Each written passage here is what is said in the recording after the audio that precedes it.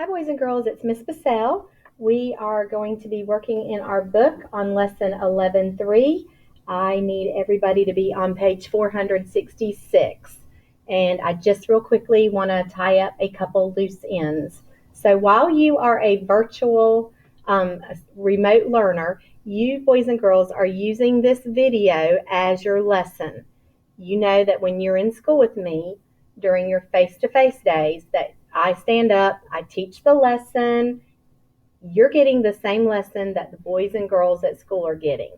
Now, just like I expect when you're at school, you need to pause the video. You need to make sure that the problems that I'm working out, you have worked out in your book as well, meaning every single step is written neatly in your book.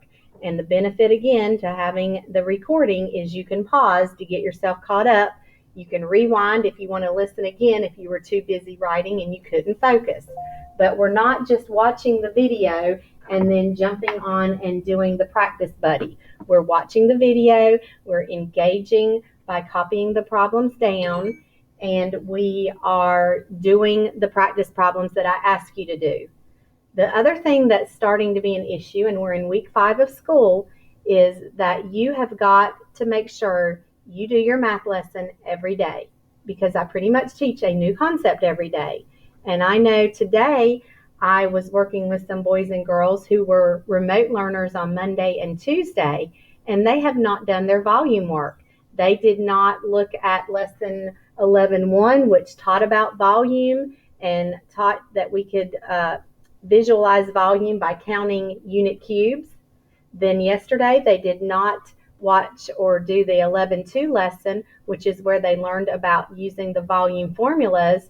So today, when I taught the lesson on finding the missing edge length, if you're given the volume and 2 of the edge lengths, if you're given length and width and you're asked to find the height and you're given the volume, they had no idea what was going on.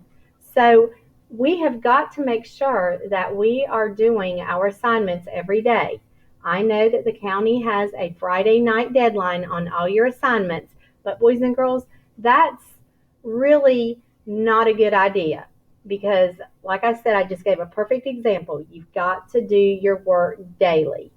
Now, if you're not done with your weekly review, your spiral review sheet of the 10 problems, then yeah, that might be something that you work on late Friday afternoon and would finish that late Friday, but not your daily lessons, okay? Because if you have not done your lessons 11.1, 11.2, and 11.3 in order, you're really not ready for today's lesson. So if that pertains to you, you need to stop the video. You need to go back. You need to do your lesson 11.1 video, then the practice buddy. You need to watch the 11.2 video and then the practice buddy. Then you need to do the 11.3 video and then the practice buddy, okay? So just some housekeeping things, because I know this is a challenging year. I know it's challenging for you as learners. You know, I could use videos from Khan Academy and other places, but I really like to make sure I'm teaching all of you the same, whether you're virtual remote learners or whether you're face-to-face in the classroom. So please use the videos. It's how I teach the lesson. Now that I've wasted several minutes on that, let's get to page 466. Our essential question has 2 purposes. One, it kind of previews what we're going to be covering today as far as the concept. But the second thing is, at the end of the lesson, if you can answer the question, then you got out of the lesson the content knowledge that you need to be successful for our next lesson. If you did not, then you probably need to go back and watch the video and do a couple more practice assignments. All right, so how can you find the volume of a solid figure composed of rectangular prisms? So boys and girls, we are looking at shapes such as this that's a solid figure, but it is not a rectangular prism. Look at that front face. That front face is not a square or a rectangle, is it? So what we are going to do, we are going to be looking at these figures, and we're going to find the volume by breaking it into 2 rectangular prisms that we can then find the volume for individually and then combine it at the end. So this particular example, you can see where they have put a line here and they've labeled the top rectangular prism that they're viewing as A and the bottom as B. Yes, we could have very well cut it this way and had A on the left and B on the right. But let's go through the way they chose to work it out. All right, so they're saying that if we needed to find, if this was a model of a building and we needed to find the volume of the whole thing, we're going to separate it into two rectangular prisms. We're going to identify the measurements for the length, the width, and the height of each one of those prisms. Now, we might have to do a little bit of what I call problem solving because maybe the edge we're looking at doesn't have a measurement, but if you know how rectangles and squares are made, you can look at the opposite side and get some help. So we'll look at that as we go through. So when they look at this particular prism on the top, you can see that they picked up a width of 9 and they put it in green. They picked up the length, the front and the back two edges, 4 meters, and the height of this particular prism is now 5 meters. They put it in green kind of to make it visually easy to see. Now, they had to figure out what were the measurements then for the bottom rectangular prism. So you can see the length here, so that's why they put it in red, a different color, 10 meters. The width is here, and the height is here. So what I see in green is the length, width, and height of one prism, and what I see in red is the length, width, and height of the second prism. There are some additional measurements there, but I don't need them. All right, so we're going to use the formula. You already know that I expect to see that formula written at the beginning of any problem that deals with volume. All right, so the volume of prism A, they write the volume formula. They plug in the length, the width, and the height. They skipped a step because I talked to you about the fact that we should be multiplying two numbers and then bringing the third number down, but that's neither here nor there. This one right here, they've done the same thing. They've written down the 10 for the length times the 9 for the width times the 7 for the height, and they've multiplied. Again, I would expect to see where they maybe put parentheses around here, multiplied those two dimensions together, and then that subtotal they multiplied by 7. After they're done, they take the volume of prism A and they add it to prism B, and they should have that stacked, shouldn't they, boys and girls? So this is not the best ever example. So why don't we do one together? And just to have a lot of room, we're going to go to page 465. I really do like this problem. All right. So this one right here is Ariel's thinking of a three-dimensional figure that is made by combining two rectangular prisms, and we want to know what is the volume of this three-dimensional figure. So again, what we see is we need to make two. So I'm thinking if I extend the line right here, do you guys all see that I have a rectangular prism on the top, and then I have a rectangular prism, looks like a cereal box laying down on the bottom.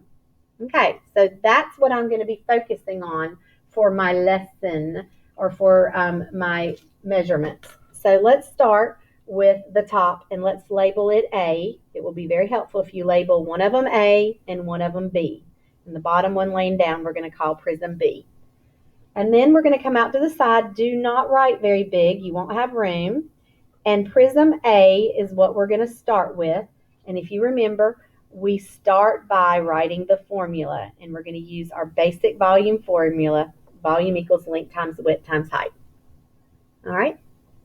Now, we need to do a little bit of analyzing what's going on. So the length of prism A from the left to the right would be these edges right there that I can see. And this one right here is measured with 4 centimeters. So I'm going to put 4 centimeters for the length. The width, front to back, would be here, here, and here. And the measurement that's going to help me is right there. So that's my 2 centimeters width. And the height, well, got a little problem here. That 7 Remember, that is the height of the whole thing. So that's not the height of when I made two rectangular prisms out of it. Now, what's this 5? Let's think about it. That 5 must be this edge measurement. Now, if this whole thing is 7, and this edge is 2, and this edge is 2, then doesn't it mean that this little part is 2? So that would mean that it would be 5 centimeters, wouldn't it? All right, like I said, it's a little problem solving there. So the height, I see it here, 5 centimeters. I want to make sure you understand that this 7 centimeters is really this edge all the way down, but that we can see that if we cut it, this, and this edge, each one are 5 centimeters. This one would be 2 when we cut it because these edges would be 2, and those are heights on the bottom one. So we said 5. All right, I'm going to pick 2 to multiply together. This will be pretty easy. Basic facts, 4 times 2 is 8. Bring down the times 5. That's the step that they missed over here. 8 times 5 is 40. And we have 40 cubic centimeters for our answer. I like to write it with the exponential notation. That means that there are 40 little 1 centimeter by 1 centimeter by 1 centimeter cubes that would fill up the top prism. All right, so that's part of the answer. Prism B. Now we need to look at it. First thing we do, we write down the formula. And now we need to analyze it. So I need the length of it. And I hope you already noticed that Prism A and Prism B have the same length. Here's your length lines, 4 centimeter, 4 centimeter. Here's another one, 4 centimeters, 4 centimeters, and 4 centimeters, right? When you can see right here, it's not any longer than, A is not any longer than Prism B. They have the same length, 4 centimeters. The width, front to back, I'm going to use that as my centimeter. The width, front to back, right here is that measurement. All the way here to all the way there, and that one's pretty clear, 6 centimeters. And then the height, we saw it right here. This edge is 2, this edge is 2, and we even talked about it over here. So we have a 2 centimeter high rectangular prism. All right, I'm going to take 6 times 2. This is going to be easy for me to do mentally because I know what 4 times 12 is. So that helps me. And 4 times 12 is 48 cubic centimeters. All right, now these are the volume of each rectangular prism, but we want the volume of the whole thing, so we need to add them together. So we need to stack them. This one we could have done sentence form. This one's not so hard, but get in the habit of stacking your add-ins. All right, 0 plus 8 and 4 plus 4. So my total volume is 88 cubic centimeters. So I can just do a little note right here, my total volume. All right, 88 cubic centimeters. All right, pause the video, take a look at it. While you do that, I'm going to put these 2 in color. So Prism A, we used the length right here, 4 centimeters, the width 2 centimeters, and the height 5 centimeters. And Prism B, while you go back and look at it, we used the length of 4 right there. We used the width of 6, and we used the height right here of 2. Okay, maybe that helps you see it. I could even go back through and I could show you. Right there are my length lines. Here are my width lines or edges, even right here. My height edges are right here. Those are the 3 I see. All right, same thing with Prism B. My length edges are right here. Those are the 3 that I can see. Actually, that's not one. Sorry, that's part of A, these 2. The width, this one all the way back. And the height would be these 3 right here. Those are the 3 edges that I can see that can help me. Okay? So take a minute if you need to pause the video and think about how that one worked out. All right, let's go to page 467. And we have quite a few examples. If you can't write neat and small, I would highly suggest that you work on some paper. Graph paper preferably. All right, so let's work on a couple. We've got 5 here. We can just pick a couple. I think I'm going to start, I'm going to start with this one right here in purple. Number 3. Now, in and of itself, this is not a rectangular prism because all of the faces are not rectangles. And take a look, that right there is very similar to the one we just did. So what I'm going to do is I'm going to break it here, and I'm going to call the left piece that's laying down, like a little box laying down, A, and this one B. All right, so I've got A and B, and just to make it a little easier to see, it might be hard to see on your video screen, if that will help right there. And I broke it right there. All right, let's work with Prism A. And again, if you can't write small and neat, you want paper. So Prism A, we have volume equals length times width times height. And now we have to analyze what's going on. So the length is going to be from this edge to now we're stopping here. So be very careful, because 15 inches is really the length of our original solid. So that is not the length. So what we got to do is we have to figure out how we can get this length. So one thing that I know is helpful is that I know that that prism, that edge comes down right here. And I know that the length here is 5, right? Look at this. If this edge is 5, this opposite edge is 5, and this opposite edge is 5 inches. So what I know is I have 5 inches right here. If the whole thing across is 15 inches, and this little piece is 5 inches, what's left, if I take the 5 inches away from the 15, is I am left with an edge length from here to here of 10 inches. All right, let me turn the lights back on. All right, so 10 inches is what I have for my length. The width is from the front to the back, and that is the only line I can see that's helpful. And I see it looks like it's 7 inches. And the height is right here, 2 inches. There are a lot of numbers, so you really have to identify your length, your width, and your height. All right, 10 times 7 is pretty easy to do, 70. Times 2 is 140. So the volume of the left side is 140 cubic inches. All right, now let's break it down and look at Prism B. So we have our volume equals length times width times height. All right, Prism B, the length is right here. These 3 edges we've already talked about. This right here helped me, didn't it, to determine that this edge is 5 and this edge is 5. So my length is 5 inches long. My width, front to back, I can see it right here, 7.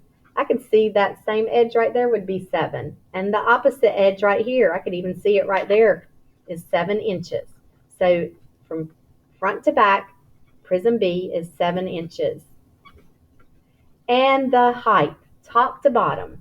So I've got this line, and this line, those 3 edges.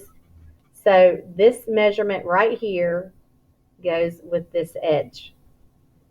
There we go, 5 times 7 times 8. All right, I know that 5 times 7 is 35, so I'm going to start here. 5 times 7 is 35. 35 times 8, just going to flip to the side here. Oops, that's 40. 8 times 3 is 24, plus the 4 is 28, so I get 280 cubic inches. Now, don't need that anymore. I've got 2 measurements that I need to add together, because this one, 140 cubic inches, is the volume of Prism A, and 280 cubic inches is the volume of Prism B. For the whole thing, we need to combine the volumes. So I add 140 cubic inches to 280, I get 420. So the volume of this one right here, the volume is 420 cubic inches. So that means 420 1-inch cubes would fill this solid. All right. There would be 140 of the 1-inch cubes on the left in Prism A, and there'd be 300 or 280 in the Prism B on the right. But together, in that whole figure, we add them together. All right. Let's do another one. All right. As a matter of fact, I think I want to do this one right here at the bottom, number 5. All right. I can see, if I can split it right here, and I'll do it in pen so you can see at home. I see Prism A on the top and a big one on the bottom, Prism B. All right. Now, we start with the formula. Let's begin with Prism A. And again, you might need to use paper. All right, we have our volume formula.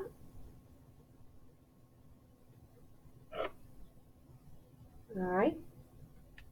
Now we plug in our values, but we can't just start picking numbers. We've got to really analyze these edges.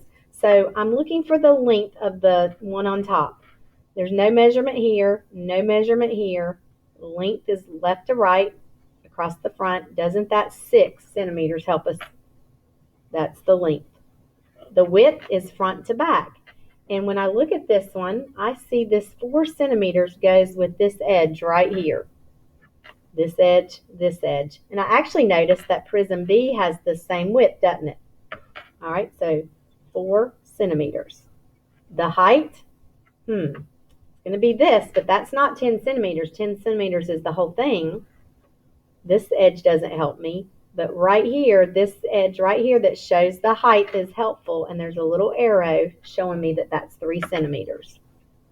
So now that I have my 3 measurements needed, I'm going to multiply 6 times 4 to get 24, and 24 3 times. Just set out to the side somewhere and get your little scratch work going. 3 times 4 is your 12. 3 times 2 is 6 plus 1, so you get 72 cubic centimeters for the top little prism. Prism B is the one we need to work on now. All right. Volume equals length times width times height. You're going to say it so much you say it in your sleep. All right, the length of Prism B from left to right across the front or back, I can see it right here, that edge. And right there, very clearly, is the measurement, 8 centimeters. The width, front to back, 4 centimeters. And that edge right there was very helpful. And the height on this one, do be careful. That 10 is for the whole thing. It's the 7 that corresponds with this edge right here, which is the height of Prism B. And it was 7 centimeters. All right, we're going to multiply. I'm just going to pick the first 2. 8 times 4 is 32. And I need to multiply 32 times 7. 7 times 2, 14. 7 times 3 is 21. Plus another 1 is 224.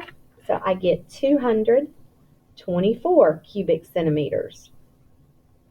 Now, I have Prism A's volume, the little one on the top, and Prism B's volume, and it's larger. And number sense, I look at them, and it makes sense. This one is quite significantly larger in volume. So now to get the volume of the whole figure, which was our goal today, we're going to add them together. So we're going to do, I'm going to put 224 as my top add-in because it has 3 digits.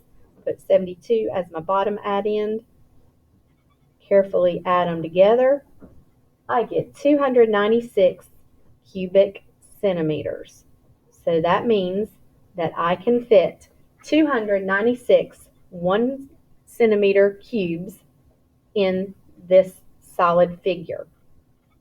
All right, so the steps are basically finding the volume of two different rectangular prisms and adding them together.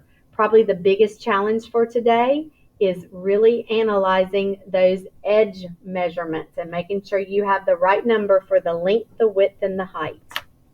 All right, I really don't mind if you want to use a calculator to work through the multiplication. You're getting some big numbers, so I am really not opposed to that, and that way you wouldn't have so much of this scratch work like I have.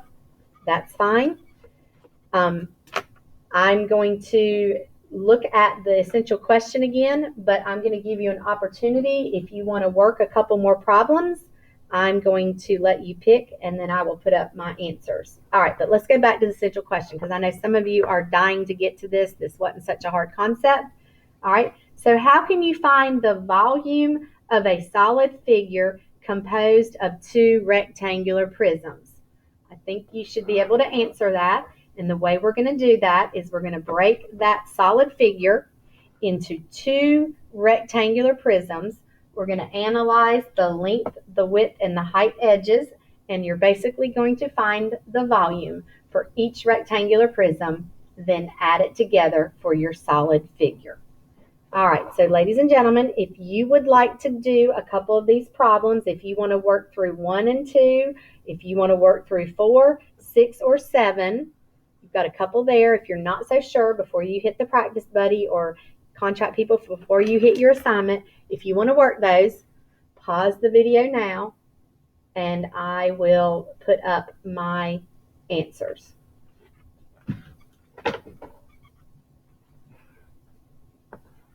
All right, so here we go.